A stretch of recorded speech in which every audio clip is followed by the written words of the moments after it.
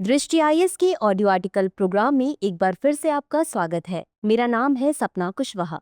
आज का हमारा आर्टिकल बिजनेस स्टैंडर्ड्स में प्रकाशित लेख the employment paradox, skilling schemes need more realistic streamlining के सारांश पर आधारित है। इसमें टीम दृष्टि के इनपुट्स भी शामिल है। यह आर्टिकल सामान्य अध्ययन प्रश्न पत्र 3 के अर्थव्यवस्था खंड से जुड़ा है। तो चलिए आर्टिकल की शुरुआत करते हैं।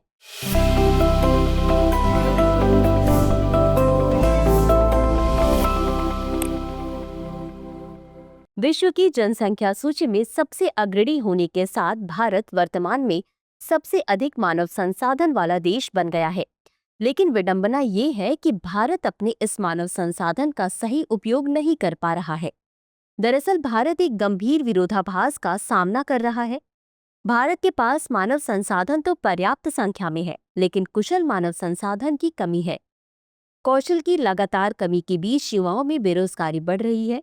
हाल ही में जारी ग्रेजुएट स्किल इंडेक्स 2024 रोजगार क्षमता में 42.6% की चिंताजनक गिरावट दर्शाता है। हालांकि भारत सरकार इसमें सुधार के लिए प्रयास कर रही है। भारत सरकार ने विशेष रूप से स्किल इंडिया मिशन और 5 वर्षों में 10 मिलियन युवाओं को लक्षित करने वाली एक महत्वाकांक्षी इंटर्नशिप पहल शुरू की है। लेकिन क्या ये प्रयास काफी है? इस ऑडियो आर्टिकल में भारत में बढ़ रही बेरोजगारी और उसे दूर करने के लिए सरकार द्वारा किए जा रहे प्रयासों पर विस्तार से चर्चा की गई है।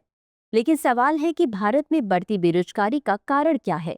भारत में बेरोजगारी एक जटिल और बहुआयामी समस्या है, जिसके पीछे कई संरचनात्मक और अस्थायी कारण हैं। हालांकि हाल के वर्षों में रोजगार सृजन में कुछ सुधार देखा गया है, लेकिन बेरोजगारी दर में उतार चढ़ाव जारी है। दरअसल भारत की बढ़ती जनसंख्या के कारण श्रम शक्ति में निरंतर वृद्धि हो रही है, जबकि रोजगार के अवसर अपेक्षाकृत कम है, जिससे बेरोजगारी दर बढ़ती है। जनसंख्या वृद्धि का एक प्रभाव ये भी है कि कभी कभी एक ही काम में आवश्यकता से अधिक लोग संलग्न होते हैं, जिससे प्रचंड बेरोजगारी का जन्म होता है। इसके अतिरिक्त लोगों में कौशल प्रायः उद्योग की आवश्यकताओं के अनुरूप नहीं होते हैं, जिसके कारण रोजगार में बहुत बड़ा अंतर उत्पन्न होता है। विद्यालयी शिक्षा में व्यावसायिक शिक्षा के अभाव की इसमें बड़ी भूमिका है। गौरतलब है कि वर्तमान में 50% से अधिक स्नातक और 44% स्नातकोत्तर कम कौशल वाली नौकरियों में अल्प रोजगार में हैं, तथा इस अंतर का कारण अपर्याप्त व्यावसायिक प्रशिक्षण है। भारत के लगभग आधे स्नातक बेरोजगार हैं, जबकि औपचारिक व्यावसायिक प्रशिक्षण प्राप्त लोगों की संख्या जनसंख्या का मात्र 4% है। साथ ही भारत में बेरोजगारी बढ़ने का बड़ा कारण सरकारी नौकरी के प्रति युवाओं का अत्यधिक झुकाव भी है। भारत के ज्यादातर युवा 28 से 30 वर्ष की आयु तक किसी न किसी सरकारी नौकरी की तैयारी कर रहे होते हैं, जिससे बेरोजगारी में वृद्धि होती है। इसके अलावा भारत की आर्थिक कार्यबल में महिलाओं की संख्या कम है।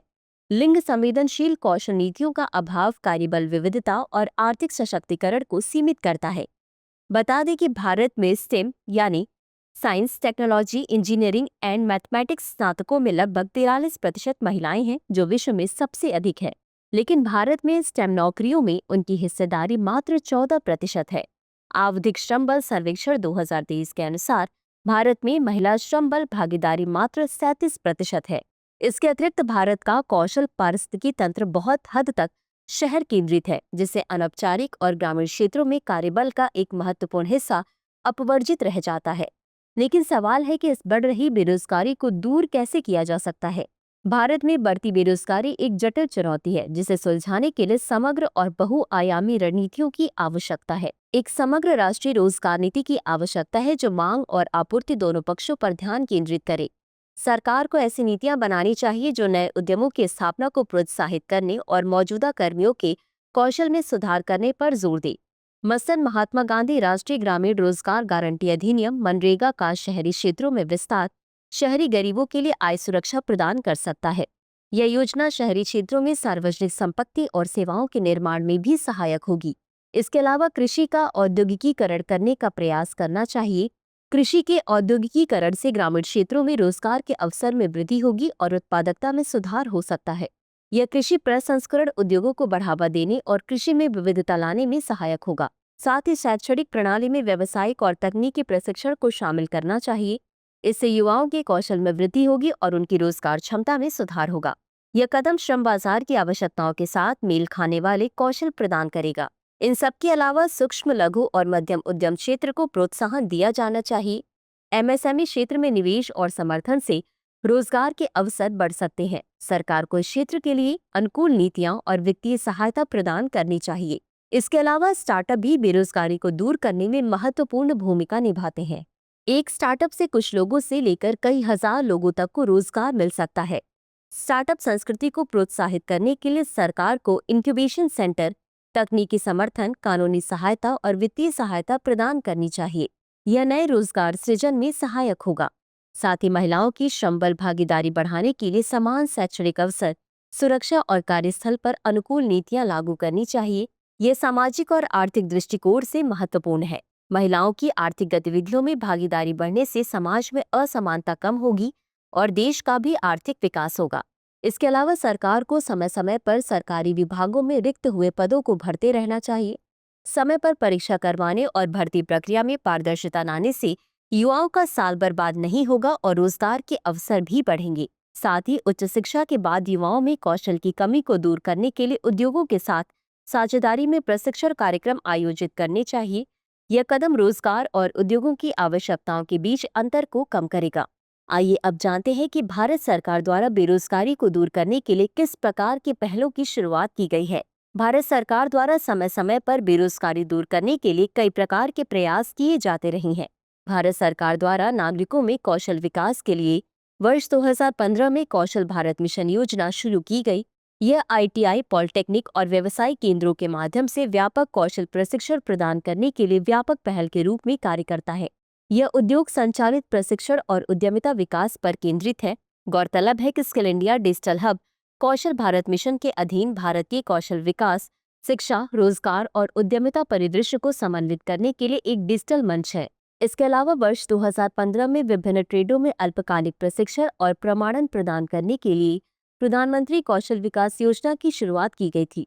यह योजना रोजगार योग्यता को बढ़ावा देने के लिए स्कूल छोड़ने वाले बेरोजगार युवाओं और वंचित समूहों को लक्षित करती है।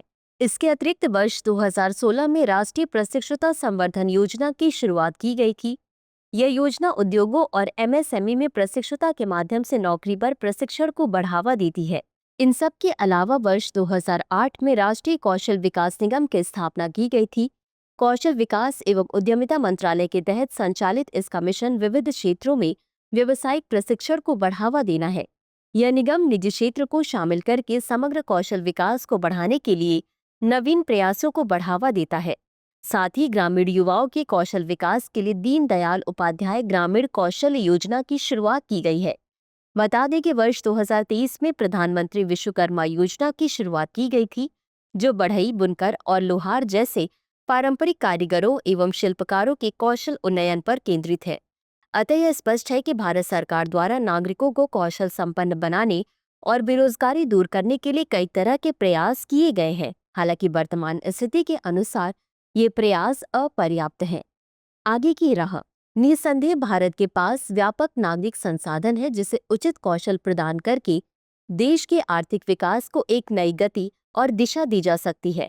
आज दुनिया भर के देश भारत को प्रमुख बाजार अथवा उपभोक्ता के रूप में देखते हैं, लेकिन यदि देश के नागरिक उचित कौशल संपन्न होंगे तो भारत दुनिया का प्रमुख उत्पादक देश बन सकता है। ये उत्पादन कृषि, तकनीकी, मशीनरी या सेवा कोई भी क्षेत्र हो सकता है। रोजगार की उपलब्धता से प्रति व्यक्ति आय में तो वृद्धि होगी ही, साथ ही देश की अर्थव्यवस्था में भी एक क्रांतिकारी परिवर्तन आ सकता है।